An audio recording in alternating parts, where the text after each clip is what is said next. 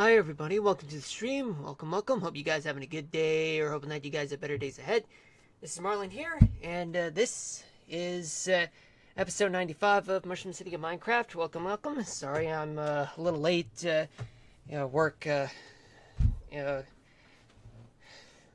work got in the way, and also had had to rush home and such. But here I am, ready to work. Okay, so what is going on for today? Well, folks, for today, well, let's see. In the New York City area, we did had some. Well, I wouldn't call it mild conditions. I would consider that as more like fall-like, typical fall chill temperatures running around the upper 40s. That we've experienced today, but luckily it wasn't below freezing or anything, or close to which.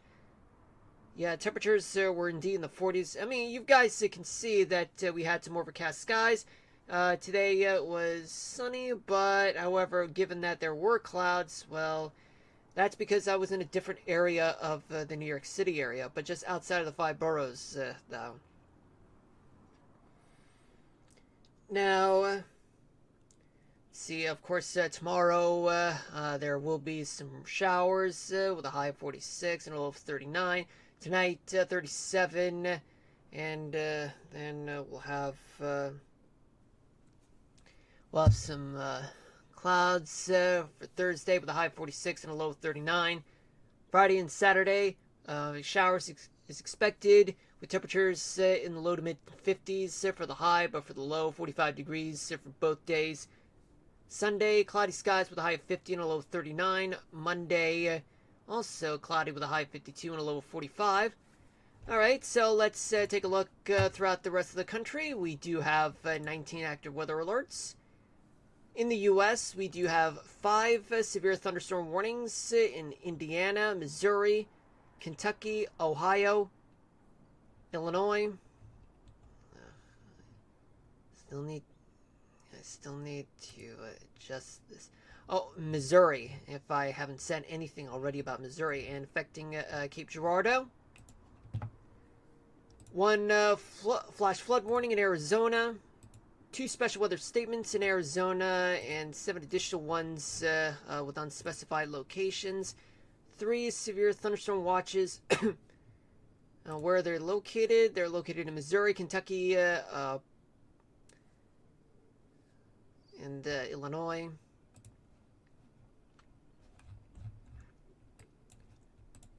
And now let's take a look at the rest of the warnings. We do have 4 flood watches. Guess that's about it for now. Alright, so let's take a look at the synoptic picture. And as you can see, much of the East Coast, but only those places in the South. There's plenty of dry weather to go around, but the Mid-Atlantic, well, looks like this system is caused by a warm front and a stationary front to the north, with low pressure at the center in Missouri, with an attached cold front swinging through Arkansas, Oklahoma, and becoming a stationary front in Texas and New Mexico. And dry weather in New England. But just about a few hours ago, there were some snow showers and maybe a few showers if it's warm enough.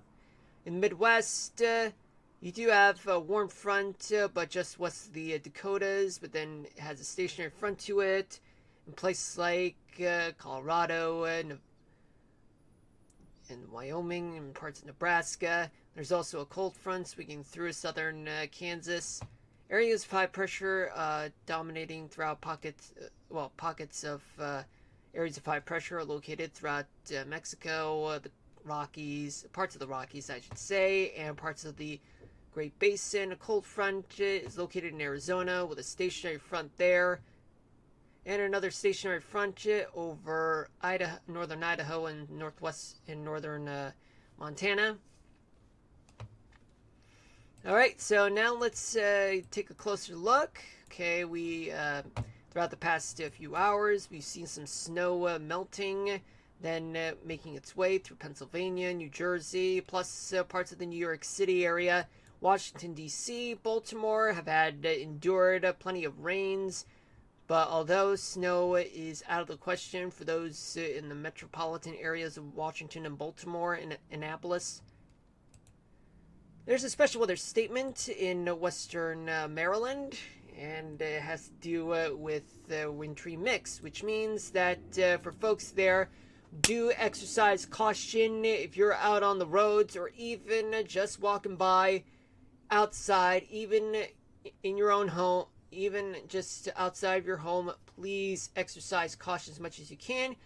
Though the rain is there and it's warm enough, but even that does not guarantee you that black ice won't be a thing. I mean, earlier you had some snow and some wintry precipitation in the form of freezing rain or sleet. But regardless, take extra precautions just to be on the safe side.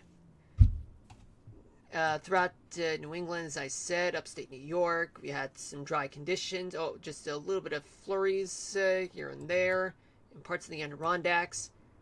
We do have a special weather statement. As a result, there's fire danger. Dry weather has been a factor throughout places like the Carolinas, Georgia.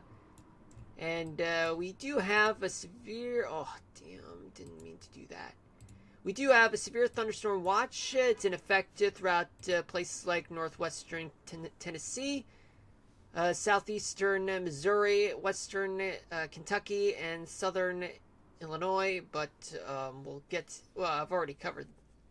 You know what? I'm just going to say those places are under severe thunderstorm watches. A lot of activity. We'll deal with that in just a moment. We do have a flood watch in places like San Antonio, Austin, Kerrville, Llano,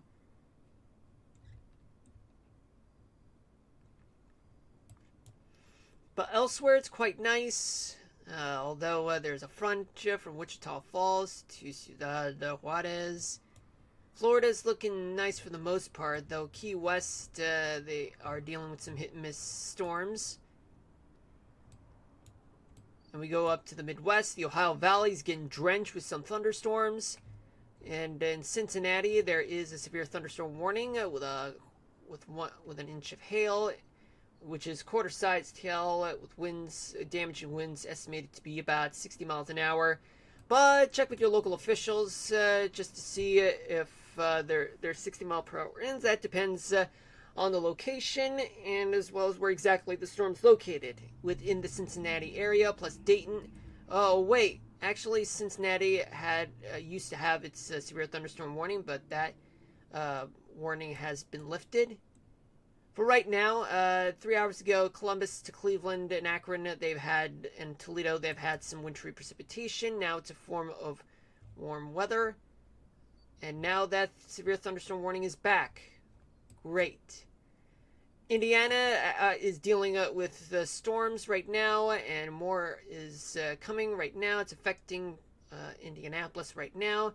But, however, it's in the backside of the storms, so there's going to be less of which in the next couple of minutes, and then they'll be out of the woods. Chicago, right now, it's been mostly clear. Just hours earlier, they had to deal with some showers, the snow showers, or freezing rain or sleet. Then Detroit, they are currently dealing with some mixture of rain or sleet, freezing rain, especially throughout the southern half of the lower peninsula, Michigan, and as well as southern Wisconsin. Elsewhere throughout other parts of Wisconsin and Michigan, dry conditions, plus Minnesota. But in North Dakota, they are dealing with some spotty, actually make that some isolated showers, and possibly some snow showers, depending on the temperature profile there. South Dakota, dry. Iowa, they used to have some showers, but now all of that's moving towards the east. Most of Missouri, with the exclusion of southeastern Missouri, they're in the clear, and Kansas as well. In the northern Rockies and the Pacific Northwest, the currently dealing with some isolated showers and snow showers high up in the mountains, though. All right.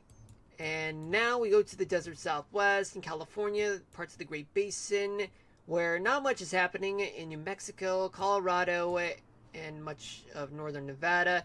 But we do see some moisture coming into places like Las Vegas, southern Utah, Arizona, and we take a look in places like Phoenix. But Tucson is mostly in the clear for now, but Phoenix is dealing with some current thunderstorms right now. And some places in Arizona, particularly near Prescott, they are under a flash flood warning right now, and the damage threat is considerable, and it'll expire in 2 hours and 33 minutes. Flash flood warnings are in effect from places like the southern tip of Nevada all the way to Kingman, and especially like Havasu City. Oh, and we do have a special weather statement, probably because of some hail that's in the vicinity with thunderstorms that's included near Wickenburg, California. They have some flood watches throughout the parts of places like Death Valley, so that's going to be fun, right? Now we take a look. Some spotty showers are occurring throughout places like San Diego, Orange County, Los Angeles, all the way to Santa Maria, San Luis Obispo, and a few places to the north. Still some spotty showers here and there. And we do have some snow showers near Delano, California, to the east, in Porterville. Go up towards central to northern California. It's quite dry, especially up in the Sierra Nevadas, except for the southern chain, though. Northern California, not much has been happening in the past 3 hours, but I'm just gonna let it play out. And we do see some showers affecting western part of Oregon, but some of it is making its way towards the northwestern corner of California. I did mention about Washington State and the Pacific Northwest overall. Alright, so now let's switch gears to here, which is windy.com. This is not what I had in mind. Yeah, just give it a moment, folks. Give it a moment. Well, at least that's on my end, though. Alright, and now we do have lots of light and variable winds throughout much of upstate New York, parts of Pennsylvania, and in interior parts of Virginia. But otherwise, up to 20 miles an hour in winds coming from the south. In New England, you have winds coming from the west, moving up to 20 to 25 miles an hour.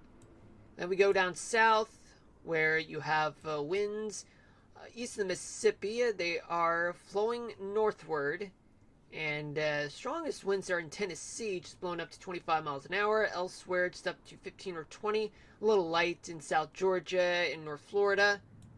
West of the Mississippi, winds shift towards the northeast. You can see in places like Arkansas, Louisiana, Oklahoma, and Texas, they got converging winds moving to the northeast, as I indicated, but just a little lighter winds are in Oklahoma and northern Texas. Southern Texas has up to 25 mile per hour winds. Then we go towards places like the Midwest, where the Midwest, in the Ohio Valley, they have winds that are coming from the northeast, but then they shift back towards places like Indiana and southern Illinois. And Kentucky has winds that are moving up to 20 to 25 miles an hour, light and variable winds in Wisconsin, Michigan, Minnesota, and in the Great Plains region, and places like Nebraska, Iowa, Missouri, and Kansas, winds are moving downward, but then they shift toward the east, blowing up to 20 miles an hour in the Dakotas and Minnesota, winds moving to the north at up to 20 miles an hour. And then we go out west. Much of the region does have light and variable winds, but the desert southwest has winds coming from the Gulf of California. They're blowing to the north generally, moving between 20 to 30 miles an hour in some places, plus central Wyoming. Although offshore, or at least in the immediate